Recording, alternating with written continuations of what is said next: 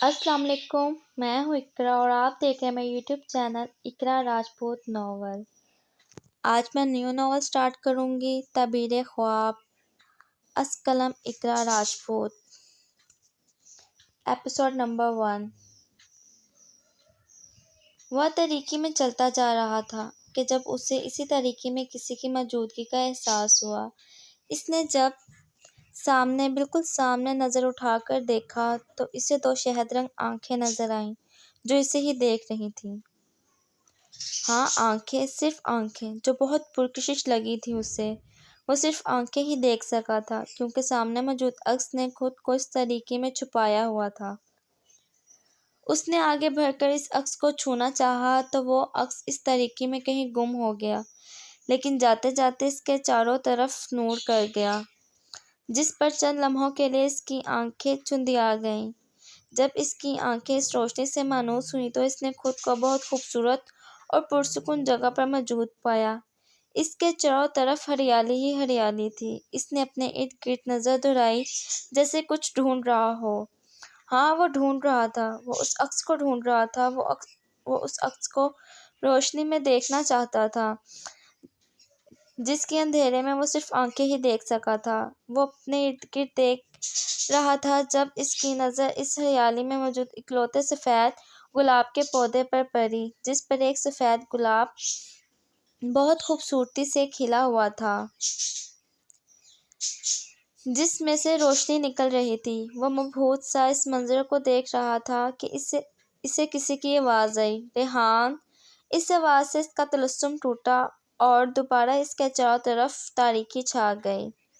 ریحان بھائی اٹھیں جلدی سے، میں لیٹ ہو رہی ہوں۔ رومیسا جو اسے کب سے اٹھا رہی تھی، اب کہ اس نے ریحان کو جھنجھوڑ ڈالا تھا۔ اف رومی یار، تم ڈرائیور کے ساتھ چلی جاؤ نا، میری پیاری بہن۔ ریحان جو اپنی نیند خراب ہونے اور خواب ٹوٹنے سے سخت جھنجھلایا ہوا تھا، اس نے رومیسا سے کہا، نہیں، بالکل نہیں، آپ ہی مجھے کالج چھوڑ کے آئیں گے، آپ نے وعدہ کیا تھا، اب جلدی سے اٹھیں۔ آپ بھی تو لیٹ ہو رہے ہیں آفس سے، چلیں جلدی سے اٹھیں اور نیچے آئیں، ناشتہ تیار ہے اور بابا بھی ویٹ کر رہے ہیں۔ رومیسا حکمیہ انداز سے کہتی کمرے سے نکلی تھی اور ریحان بھی فوراً سے اٹھتا واش روم میں بند ہوا تھا۔ وہ فجر کی نماز پڑھنے کے بعد اب لان میں بیٹھی سورہ نور کی تلاوت کر رہی تھی۔ اللہ نور السماوات والارض، اللہ آسمانوں اور زمینوں کا نور ہے۔ یہ آیت پڑھتے ہوئے اس نے بے اختیار آسمان کی طرف دیکھا تھا اور اس کے لبوں پر مدھم پر نرم سی مسکراہٹ آئی تھی۔ حارث جو اسے ناشتے کے لیے بلانے آیا تھا، اسے قرآن کی تلاوت کرتا دیکھ لان کے احاطے میں کھڑا اس کی تلاوت سننے لگا۔ سفید سکارف کے حالے میں اس کا چہرے پہ معصومیت، موری خمدار پلکیں، ہلکی بھوری آنکھیں جو طلوع سورج کی روشنی میں شہد رنگ معلوم ہو رہی تھیں، نرم سی مسکراہٹ میں ڈھلے باریک لب۔ وہ قرآن پاک کی سورہ نور کو ترجمے کے ساتھ پڑھتے ہوئے اب سورہ نور کی ایک آیت کا ترجمہ کر رہی تھی۔ ترجمہ: اللہ آسمانوں اور زمینوں کا نور ہے۔ اس نور کی مثال یوں جیسے ایک تاک میں ایک چراغ رکھا ہو، وہ چراغ شیشے کے ایک فانوس میں ہو، وہ فانوس گویا موتی کی طرح ایک چمکتا ہوا تارا ہے۔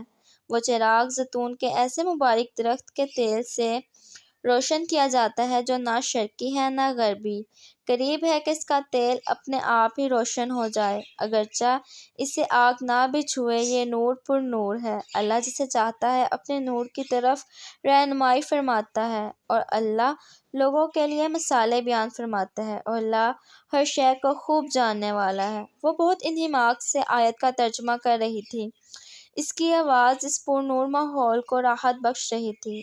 حارث مبہوت سا اسے سن رہا تھا۔ اس نے سورت مکمل کی تو حارث اس کے پاس چلا آیا۔ ماشاءاللہ، واہ بھائی، میری بہن کی آواز تو بہت پرکشش ہے۔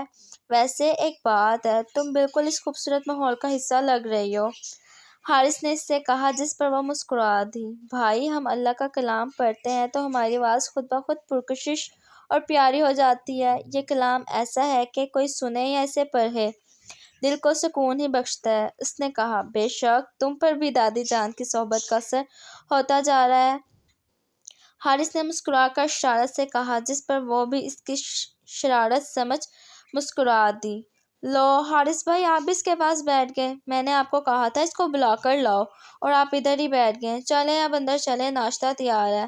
ہینا جو اسے بلانے آئی تھی حارث کو اس کے پاس بیٹھا دیکھ کر بولی، اور نور تم بھی جلدی سے آؤ، تمہیں پتہ تو ہے دادی جان تمہارے بغیر ناشتہ نہیں کرتی۔ اب کی بار ہینا نے نورالعین کو دیکھ کر بولی۔ نور جو قرآن پاک کو غلاف میں رکھ رہی تھی ہینا کی بات پر مسکرا دی۔ میں بس ابھی آئی قرآن پاک کو کمرے میں رکھ کر۔ نور ہینا اور حارث سے کہتی اپنے کمرے کی طرف بھر گئی۔ السلام علیکم۔ نور نے لانچ میں داخل ہوتے ہی سب سے سلام لیا۔ وعلیکم السلام، کیا حال ہے میری بیٹی کا؟ ہاشم صاحب نے نور کے سر پر پیار سے ہاتھ رکھتے ہوئے پوچھا۔ میں ٹھیک ہوں تایا ابا، آپ کب آئے کراچی سے؟ نور نے مسکرا کر پوچھا۔ میں رات کو آیا تھا، آپ سو رہی تھی تو آپ کو جگانا مناسب نہ سمجھا، ہاشم صاحب نے مسکرا کر جواب دیا۔ تو ادھر آ نور، اب بخار تو نہیں تجھے؟ میں دیکھوں ذرا۔ شازیہ بیگم نے فکر مندی سے نور کی کلائی پکڑتے ہوئے کہا۔ اب میں بالکل ٹھیک ہوں دادی جان، آپ پریشان نہ ہوں، دیکھیں میں بالکل فریش ہوں۔ جب تک آپ کی دعائیں میرے ساتھ ہیں مجھے کیسے کچھ ہو سکتا ہے؟ نور نے لاڈ سے شازیہ بیگم کے گلے میں ہاتھ میں بازوؤں کا ہار بناتے ہوئے کہا، جس پر نور کے اس طرح لاڈ دکھانے پر شازیہ بیگم مسکرا دی۔ چل پرے ہٹ چنچل لڑکی، ناشتہ کر اور دعا لے کر آرام کر۔ ابھی بھی تیرے جسم میں تھوڑی حرارت ہے، اور خبردار جو کہیں گئی یا کوئی شرارت کی۔ شازیہ بیگم نے نور کے بازوؤں پر چپت لگاتے ہوئے کہا۔ آہ دادی لگتی ہے، نور نے اپنا بازو سہلاتے ہوئے ڈرامائی انداز میں کہا۔ چل ہٹ، ڈرامے باز نہ ہو تو۔ شازیہ بیگم نے نور کو دیکھتے مسکرا کر سر جھٹکتے ہوئے کہا۔ دیکھ لو نوری، اب تو دادی جان نے بھی کہہ دیا کہ تم ڈرامے باز ہو، حارث نے نور کو چڑھاتے ہوئے کہا، جس پر وہ چڑ بھی گئی۔ جی نہیں، یہ ہینا بھی ڈرامے باز ہے، جب بھی تائی جان اسے کوئی کام کہتی ہیں اس کے پیٹ میں یا سر میں درد ہونے لگ جاتی ہے۔ کیوں تائی جان، ٹھیک کہہ رہی ہوں نا؟ نور نے رخسار بیگم سے تائید چاہی۔ رخسار بیگم جو ٹیبل پر پراٹھے رکھ رہی تھی نور کی بات پر مسکرا دی۔ ہاں بھائی، نور ٹھیک کہہ رہی ہے، ہینا بھی ڈرامے باز ہی ہے، اس کو کوئی کام کہو تو اس کو کہیں نہ کہیں درد شروع ہو جاتی ہے۔ رخسار بیگم نے نور کی تائید کرتے ہوئے مسکرا کر کہا۔ امی یہ کیا بات ہوئی، کرتی تو ہوں سارے کام، ہینا نے منہ بسورتے رخسار بیگم سے کہا۔ پتہ ہے سب کو جتنا کام کرواتی ہو تم امی کے ساتھ، حارث نے ہینا کی چٹیاں کھینچتے ہوئے کہا، جس پر ہینا نے منہ بنایا تھا۔ ہینا کیسے منہ بنانے پر سب مسکرا دیے۔ اچھا بھائی، آپ جلدی سے ناشتہ کر لیں، میں بھی جلدی سے تیار ہو کر آئی۔ نور حارث سے کہتی اپنی کرسی سے اٹھی تھی جب شازیہ بیگم نے اس کا ہاتھ پکڑتے اسے واپس بٹھایا تھا۔ کس لیے تیار ہونا ہے تو نے؟ شازیہ بیگم نے آنکھیں چھوٹی کیے نور سے پوچھا۔ ارے دادی، میری پیاری دادی، میں نے مدرسے جانا ہے، اس لیے تیار ہونے جا رہی ہوں، نور نے شازیہ بیگم کے گال پر پیار کرتے ہوئے کہا۔ ارے پرے ہٹ اور چپ کر کے ٹھیک سے ناشتہ کر اور دعا لے کر آرام کر، کہیں نہیں جا رہی تو، شازیہ بیگم نے حکمیہ انداز میں کہا۔ لیکن دادی، لیکن کچھ نہیں، کہیں نہیں جا رہی تو، آج تو آرام کر، طبیعت ٹھیک نہیں ہے اور جانا ہے اسے۔ ابھی نور کچھ بولتی کہ شازیہ بیگم نے اس کی بات کاٹتے ہوئے کہا، جس پر نور نے مدد طلب نظروں سے ہاشم صاحب اور رخسار بیگم کی طرف دیکھا، جس پر دونوں نے ہی اپنے ہاتھ کھڑے کیے تھے جیسے کہہ رہے ہوں ہم کچھ نہیں کر سکتے، اور نور نے بے بسی سے سر جھکایا تھا۔ نور کی اس حالت پر حارث اور ہینا نے سر جھکائے اپنی ہنسی ضبط کی تھی۔ اچھا میں بھی اب آفس چلتا ہوں، چلو ہینا تمہیں بھی کالج چھوڑ دوں گا، حارث نے اپنی کلائی پہ بندھی گھڑی دیکھتے ہوئے کہا۔ اچھا بھائی، میں اپنا بیگ لائی کمرے سے، ہینا حارث سے کہتی اپنے کمرے کی طرف بڑھ گئی۔ ہماری پیاری سی چھوٹی سی نوری، اپنا خیال رکھنا بہت سارا، اور اپنا موڈ ٹھیک کرو، رات کو ڈنر باہر کریں گے، حارث نے نور کے گال کھینچتے مسکرا کر کہا۔ سچی بھائی؟ حارث کی بات پر نور چہکی تھی جس پر سب مسکرا دیے۔ ہاں سچی، حارث نور کی پرجوشی پر مسکرا دیا۔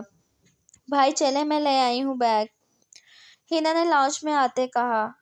چلو، حارث نے ہنا سے کہا اور سب کو خدا حافظ کرتا پورچ کی طرف بھر گیا، جس پر ہنا بھی اس کے پیچھے چل دی۔